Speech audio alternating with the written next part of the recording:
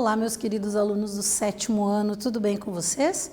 Eu sou a professora Gorete Wozniak, estamos aqui para uma aula de Geografia e vamos falar a respeito das redes de transporte e comunicação no Brasil.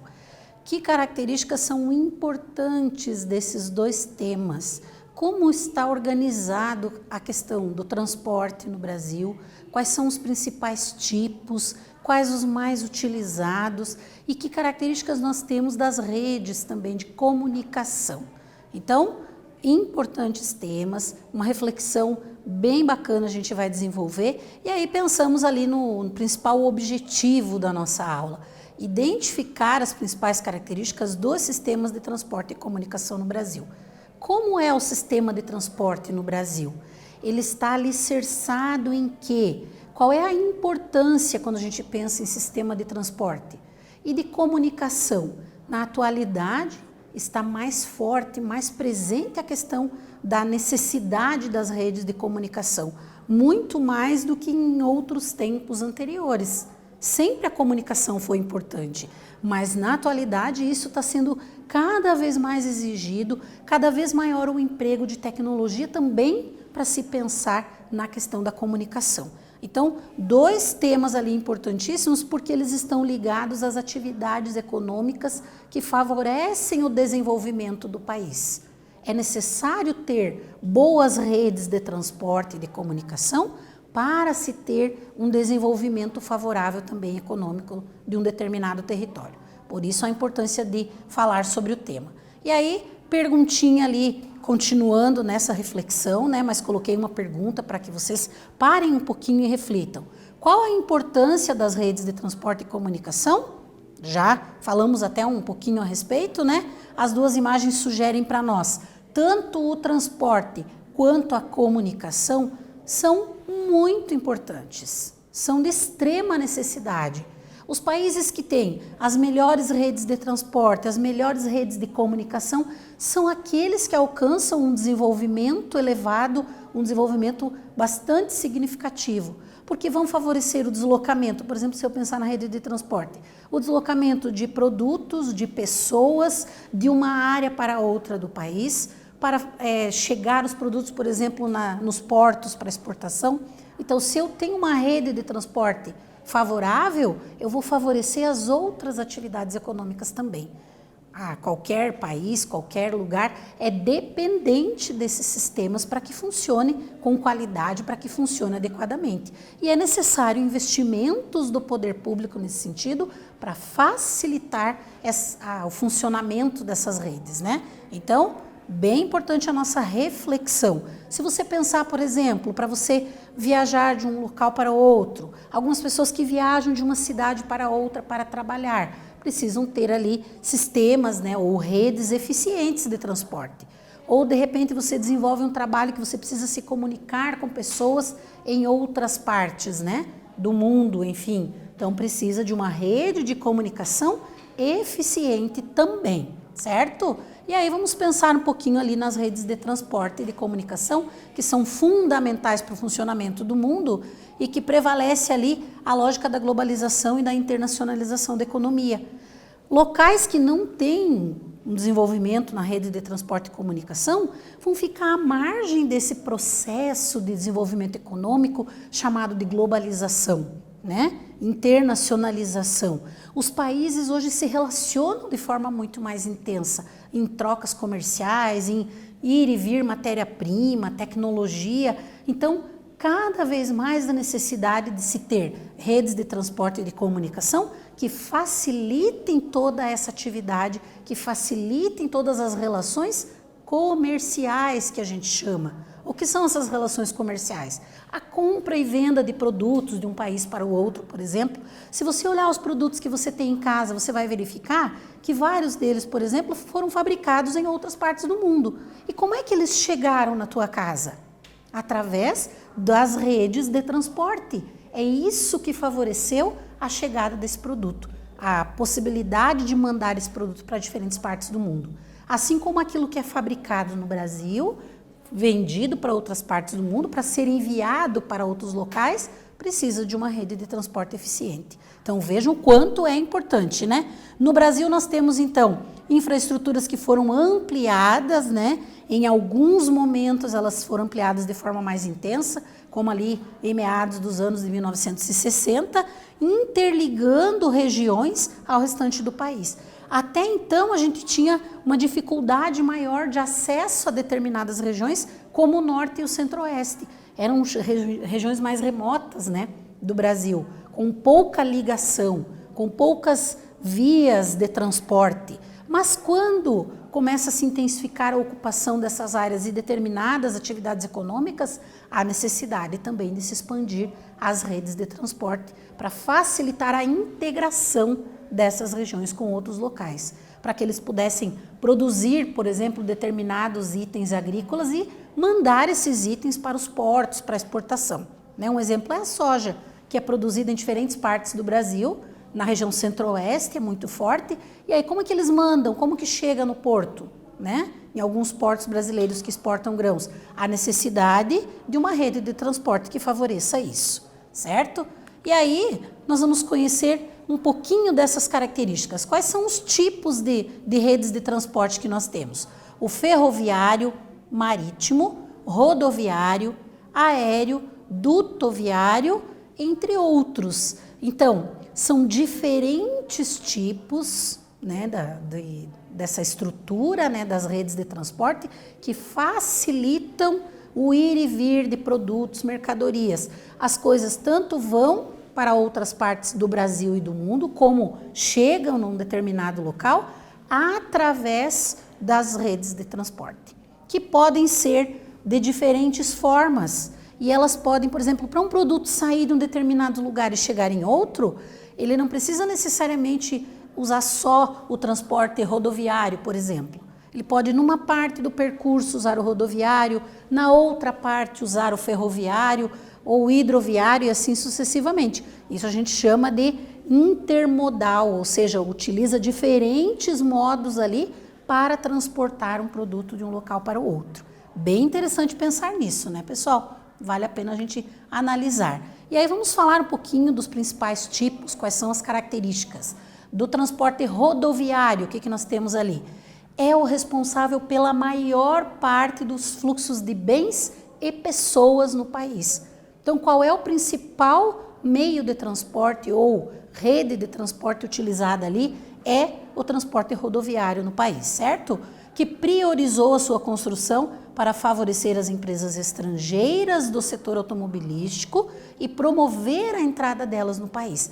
Então, existe um processo histórico que explica o porquê que no Brasil o transporte rodoviário é o mais utilizado. Historicamente, as empresas estrangeiras que fabricavam carros, fabricavam veículos, queriam se instalar no Brasil. Mas para poder usar os carros era necessário ter estradas. Então, o governo investe na construção de rodovias, na construção de estradas, para atrair, né, essas empresas a se instalarem no Brasil. Porque elas iam fabricar carros e iam vender para quem, se não tivesse estradas, né? As pessoas não iam querer consumir esse produto. Mas, com a infraestrutura, né, a construção de muitas vias, aí a possibilidade maior dessas empresas se instalarem no Brasil. Foi uma forma de incentivo, né, para a instalação das indústrias automobilísticas no Brasil. É um fator histórico bem importante porque explica por que até hoje nós temos uma quantidade muito grande, um uso muito grande do transporte rodoviário. E não só para produtos, né, para cargas, mas também o transporte de pessoas no território brasileiro é feito, na sua grande maioria, por rodovias. Então, um destaque importante ali. E você conhece quais são as principais rodovias do Brasil? Então, a professora trouxe um mapa ali para a gente identificar algumas das principais rodovias, certo? Estão numeradas ali, como esta em laranja aqui, número 1, que é a BR-116. Ela é longitudinal, né? Começa no extremo sul do Brasil e vai até a região nordeste lá. Então, ela é em toda a extensão aqui no sentido norte-sul do território brasileiro e é muito importante para o transporte de cargas e de pessoas, muito utilizada, passando por diferentes centros urbanos industriais ali ao longo do seu percurso. Depois nós vamos ter a 2, que é a BR-101, que também vai do sul ao norte, é outra importantíssima rodovia ali para o transporte de cargas, principalmente. Então, são duas aqui. Vamos ver aqui a questão, a BR-230, né, que é a número 4, que ela corta o Brasil no sentido leste-oeste, interligando regiões. E outros exemplos que nós vamos ter aqui no mapa, como a número 5 também, que vai aqui ligando mais o oeste do Brasil até chegar lá na região norte. Então, são rodovias muito importantes para o desenvolvimento econômico do Brasil, certo? E o transporte ferroviário, que características ele tem em território brasileiro? No Brasil foi predominante até o final do século XIX. Então, ele era mais utilizado até o século XIX, quando estruturava os deslocamentos de mercadorias da economia cafeeira, sendo por essa razão bastante consolidado na região sudeste.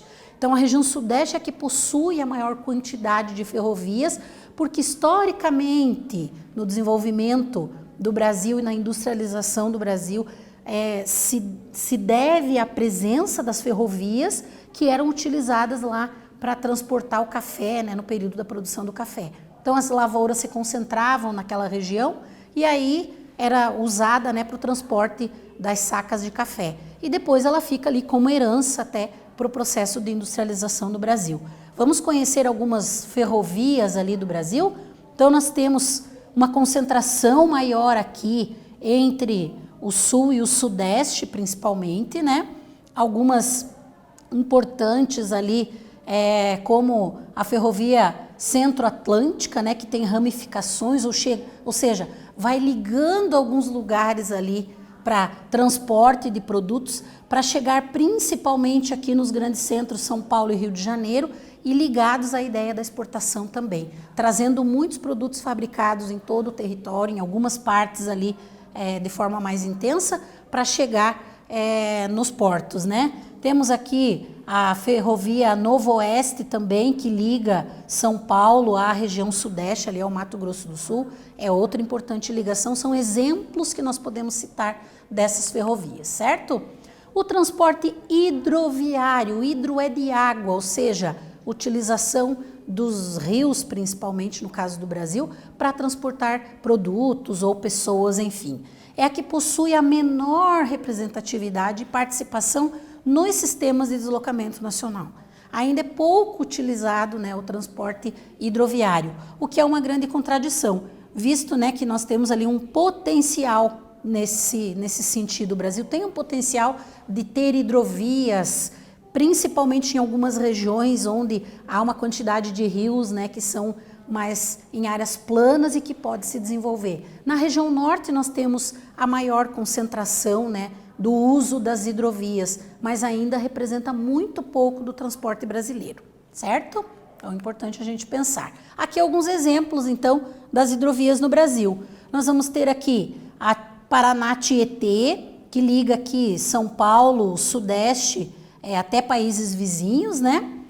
Passando aqui pelo estado do Paraná também, então importantíssima. A hidrovia ali do São Francisco, do Tocantins, do Solimões Amazonas são as que ganham destaque ali nessa utilização. E a do Paraguai também, mas ainda uma utilização pequena se comparado com os outros tipos, as hidrovias. E aí quando eu penso nessa matriz, o que é mais utilizado, né, do transporte brasileiro? O que a gente vai ter ali? Transporte de carga em 2018, 61% é feito por rodovias. Então, representa a maior parte aqui, né, do transporte de cargas feita pelas rodovias, né, o transporte rodoviário representa. Depois a gente vai ter o ferroviário com 20% e os outros tipos ali em menor quantidade, né? O aquaviário, o dutoviário e o aeroviário, que representa a menor parcela em território nacional. Então, a matriz, ou seja, a concentração do transporte no Brasil está no transporte rodoviário, ok? Importante pensar ali. E aí uma perguntinha para vocês refletirem sobre essa questão do transporte. Então, leiam com atenção, analisem o que está sendo perguntado, respondam e a gente já volta para corrigir.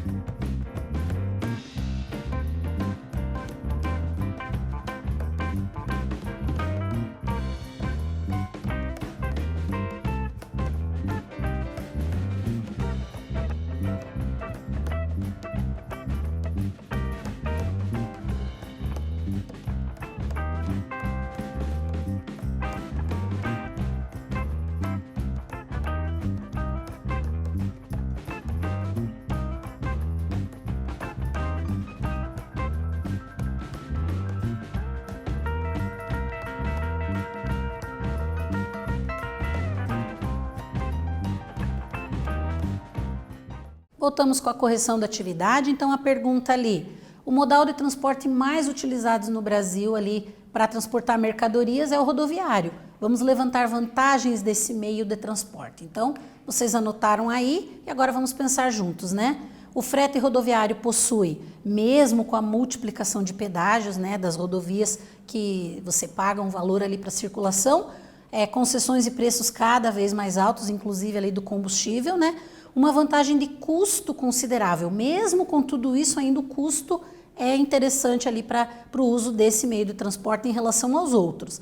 Em relação à malha ferroviária, por exemplo, trens e composições até ganham vantagem, né, no transporte de insumos ali de grande quantidade, porque os trens transportam maior quantidade. Mas quando a carga é de diferentes itens, é melhor também usar o transporte rodoviário, certo? Então, anotando ali algumas vantagens, vejam se vocês anotaram algumas dessas e podem acrescentar. E para falar das redes de comunicação, então que características nós temos? As redes de comunicação se assemelham às redes de transporte. Então tem a ver, né? Também facilitar a comunicação, facilitar as atividades, né? Quando constatamos que as duas precisam de infraestrutura para que ocorra o fluxo. Então é necessário uma infraestrutura também das redes de comunicação, né?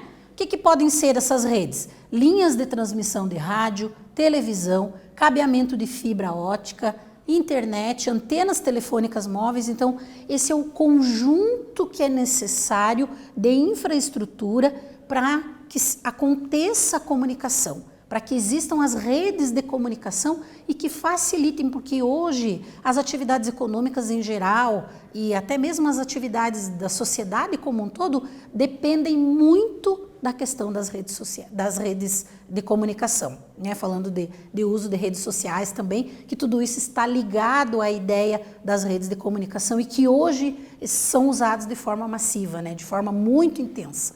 Então é muito utilizado.